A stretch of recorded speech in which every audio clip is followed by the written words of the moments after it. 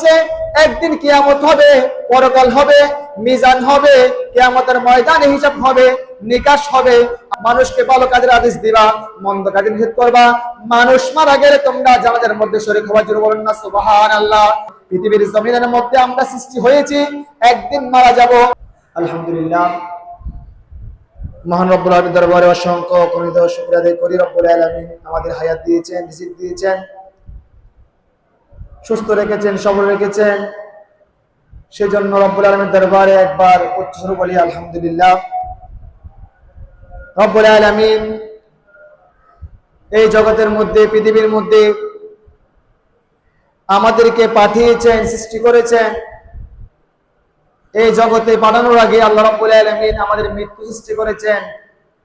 মৃত্যুর জগৎ থেকে আমাদেরকে হায়াতের জগতে দান দিয়েছেন, দান করেছেন, পৃথিবীতে পাঠিয়েছেন। আমরা রব্বুল আলামিনের শুকরিয়া আদায় করি। বিশেষ করে রব্বুল আলামিন আমাদের জানিয়ে দিচ্ছেন সূরা মুলকের মধ্যে রব্বুল আলামিন ইরশাদ করলেন, আল্লাযী খালাকাল মাউতা ওয়াল হায়াতা লিয়াবলুয়াকুম আইয়ুকুম আহসানু আমালা। রব্বুল আলামিন পবিত্র কোরআনে পাকে ইরশাদ করতে লাগলেন, যিনি মৃত্যু জীবন সৃষ্টি করেছেন, আল্লাহ রাব্বুল আলামিন আল্লাযী খালাকাল মাউতা ওয়াল হায়াতা লিয়াবলুয়াকুম আইয়ুকুম আহসানু আমালা। আমি তোমাদের পৃথিবীর জমিনের মধ্যে তোমাদের মৃত্যু, হায়াত, জীবন সৃষ্টি করেছি তোমাদেরকে পরীক্ষা করার জন্য। সুবহানাল্লাহ। আল্লাহ রাব্বুল আলামিন আমাদের জানিয়ে দিচ্ছেন, হে আমার বান্দারা, তোমরা শুনে রাখো, জেনে রাখো, আমি তোমাদেরকে পৃথিবীতে পাঠিয়েছি, জমিনে পাঠিয়েছি একটা কারণ, একটা লক্ষ্য নিয়ে। আল্লাযী খালাকাল মাউতা ওয়াল হায়াতা লিয়াবলুয়াকুম আইয়ুকুম আহসানু আমালা। আল্লাহ রাব্বুল আলামিন আমাদের জানিয়ে দিচ্ছেন, মনে করিয়ে দিচ্ছেন, স্মরণ করিয়ে দিচ্ছেন, হে আমার বান্দারা, তোমরা ভুলে যেও না, তোমরা গাফিল হয়ে যাইও না। তোমাদেরকে আমি পাঠিয়েছি, প্রথমে মৃত্যু সৃষ্টি করেছি, এখান থেকে তোমাদেরকে জীবিত করেছি, এরপরে তোমাদেরকে আমি দুনিয়াতে পাঠিয়েছি। পাঠার একটা কারণ, দুনিয়াতে প্রেরণ করার একটা কারণ, সেটা হচ্ছে তোমরা কতটুকু ইবাদত করো, কেমন ভালো কাজ করো, কেমন মন্দ কাজ থেকে বেঁচে থাকতে পারো, নিজেকে সৎ করতে পারো, মানুষের প্রশংসা করো, মানুষের সাথে আল্লাহ রাব্বুল আলামিন যে সুসম্পর্কটা রাখতে বলেছেন ওইটা কতটুকু রাখতে পারো, আমি আল্লাহ ওইটা পরীক্ষা করার জন্য, কিয়ামতের ময়দানে তোমাদেরকে সম্মানিত করার জন্য দুনিয়াতে পাঠিয়েছি। সুবহানাল্লাহ। আল্লাহ রাব্বুল আলামিন এই জমিনের মধ্যে আমাদের পাঠানোর পরে অন্য এক আয়াতে বলেন, ওয়াবতাগি ফীমা আতাকাল্লাহু দার আখিরাতি ওয়ালা তানসা নাসিবাকা মিনাদ দুনিয়া। রব্বুল আলামিন ইরশাদ করতে লাগলেন, আল্লাহ তোমাদেরকে যা দান করেছেন তা দ্বারা আখিরাতের অন্বেষণ করো, কিন্তু তোমরা দুনিয়ার অংশ ভুলে যেও না। রব্বুল আলামিন আমাদের পাঠিয়েছেন, আমাদেরকে দুনিয়ার মধ্যে সৃষ্টি করেছেন একটা কারণ, একটা লক্ষ্য নিয়ে।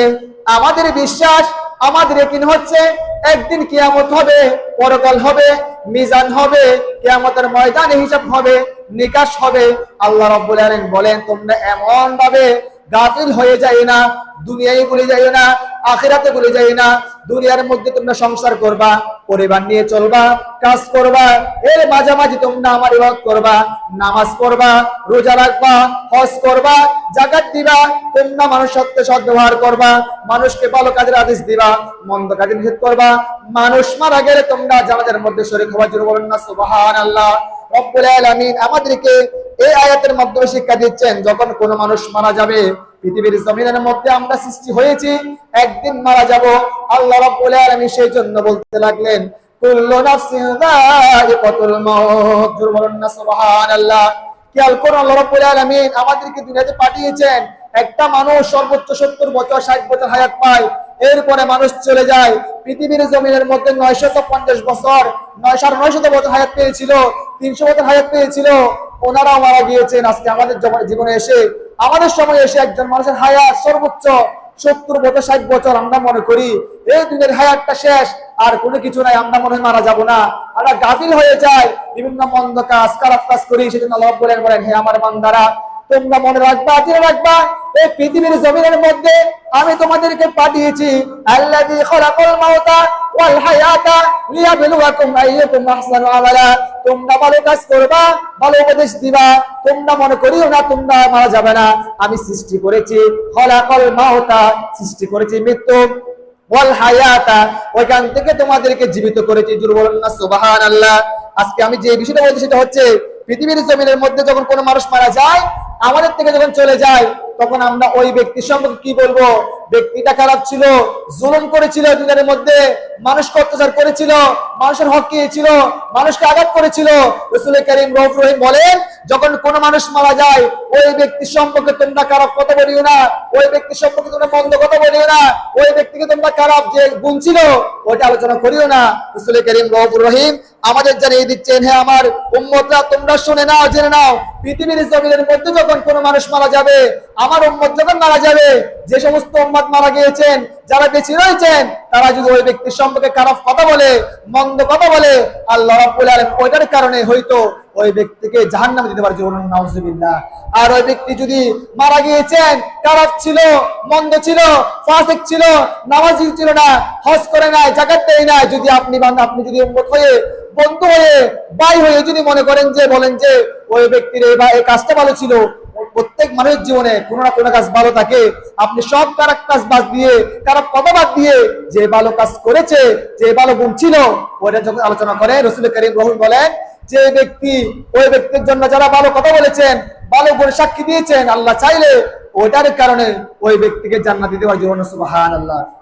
রাসূল কারীম রাউফুর রহিম আমাদের জানিয়ে দিচ্ছেন, যখন তোমাদের জানাজার পূর্বে যখন কোনো ব্যক্তির ভালো গুণ আলোচনা করা হয়, মৃত্যু যখন হয়ে যায়, তোমরা একটা কাজ করবা, তোমরা একটা কাজ সব সময় নিজের আমলের মধ্যে রাখবা। তোমার ভাই যখন মারা যায়, হাদিসের মধ্যে রয়েছে, পৃথিবীর জমিনের মধ্যে এমন একটি গাছ রয়েছে যে গাছটি হচ্ছে মানুষের মতো, মুসলমানদের মতো। সাহাবারা প্রশ্ন করলেন, ইয়া রাসূলুল্লাহ, ইয়া হাবিবাল্লাহ। রাসূল কারীম রাসূলুল্লাহ বললেন, ইয়া আমার সাহাবারা, তোমরা দেখি বলো। প্রশ্ন করতেছেন সাহাবারা, তোমরা কি জানো পৃথিবীর জমিনের মধ্যে এমন একটি গাছ রয়েছে যে গাছটির রূপ হচ্ছে, মিসাল হচ্ছে মুসলমান ভাই যেরকম মুসলমানদের মতো। সাহাবারা বললেন, ইয়া রাসূলুল্লাহ, ইয়া হাবিবাল্লাহ, আমরা জানি না, সব আল্লাহ এবং রাসূল জানে। বলেন না সুবহানাল্লাহ।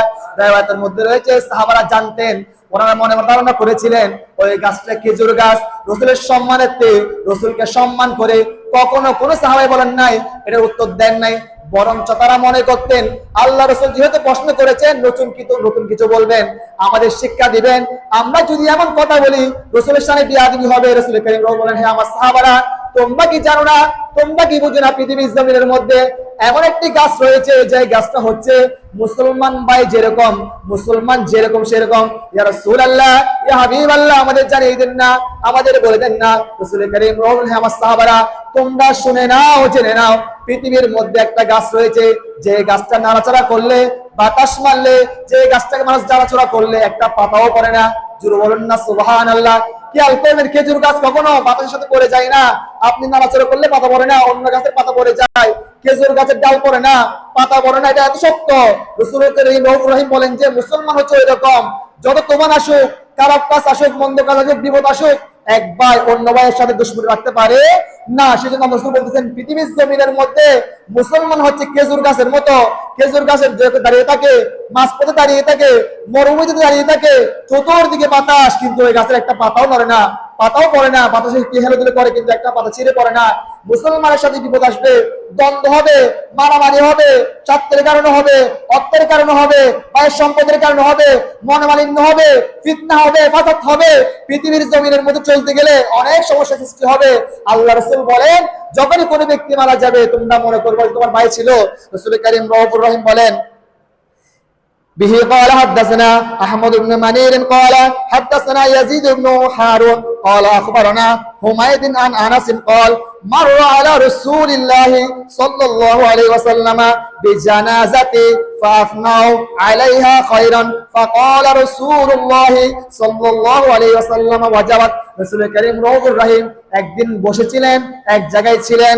হযরত আনাস হতে বর্ণিত, তিনি বলেন, রাসূল কারীম রাউফুর রহিম যখন বসেছিলেন, ওনার পাশ দিয়ে একটা জানাজা যাচ্ছিলেন, মৃত ব্যক্তি যাচ্ছিলেন। যখন মারা গিয়েছেন মানুষ, রাসূল দাঁড়িয়েছিলেন বা বসেছিলেন এক জায়গার মধ্যে, একজন মানুষের লাশ নিয়ে মানুষ যাচ্ছিলেন, তখন ওই সমস্ত জায়গার মধ্যে যারা সাহাবা ছিল লোকেরা তার ভালো গুণের প্রশংসা করতে লাগলেন। ওই ব্যক্তিটা ভালো ছিল, দানে ছিল, নামাজে ছিল। রাসূল করিম রাউফুর রহিম বললেন যে লোকের ভালো গান করার পরে আল্লাহ রাসূল বলেন ওয়াজাবাত ওয়াজাবাত। তখন রাসূল করিম রাউফুর রহিমের এই কথা শুনে সাহাবারা প্রশ্ন করলেন, ইয়া রাসূলুল্লাহ, ইয়া হাবিবাল্লাহ, আপনি এই কথা কেন বললেন? এরপরে পরে রয়েছে যখন আর কিছু মানুষ যখন ওই একটা জানাজা যাচ্ছিল, আরেকটা মৃত যাচ্ছিল, ওই ব্যক্তির খারাপ গুণ বলতেছিল, খারাপ কথা বলতেছিল।